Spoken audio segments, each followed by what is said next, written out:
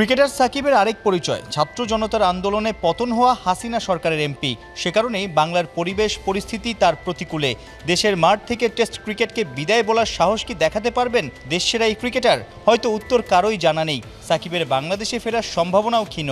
ওই হিসাবে কানপুর টেস্টেই শেষ হতে যাচ্ছে টাইগার কিংবদন্তির 17 বছরের লাল বলের ক্যারিয়ার। ক্রিকেট বিশ্বের নামকরা এই অলরাউন্ডারের জন্য কি বিদায়ী সংবর্ধনার আয়োজন করবে ইন্ডিয়ান ক্রিকেট বোর্ড কিংবা উত্তরপ্রদেশ ক্রিকেট অ্যাসোসিয়েশন?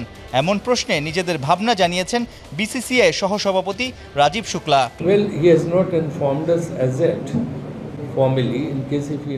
সাকিব আমাদের অফিসিয়ালি কিছু জানায়নি। যদি জানাতো এটাই তার শেষ টেস্ট, সেক্ষেত্রে আমরা কিছু একটা ভাবতাম। আমরা যেটা জানতাম, সাকিব দেশে ফিরে নিজের শেষ টেস্ট খেলবে।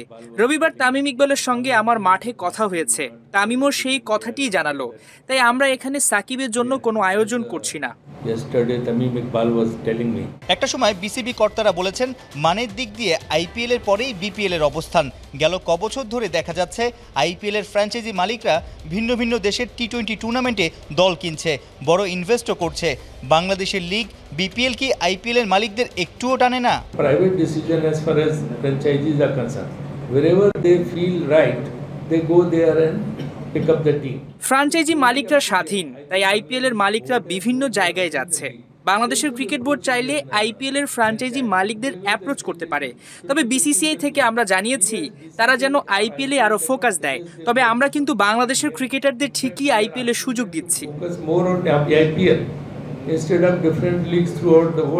এসএসসি কিংবা আইসিসির কোনো ইভেন্টের হোস্ট পাকিস্তান হলেই আলোচনা জুড়েই থাকে টিম ইন্ডিয়ার নাম। আগামী ফেব্রুয়ারিতে পাকিস্তানে গড়াবে চ্যাম্পিয়ন্স ট্রফি। ভারত কি যাচ্ছে পাকিস্তানে, নাকি রোহিতদের খেলা হবে ভিন্ন কোনো দেশে? এখনো কোনো সিদ্ধান্ত হয়নি।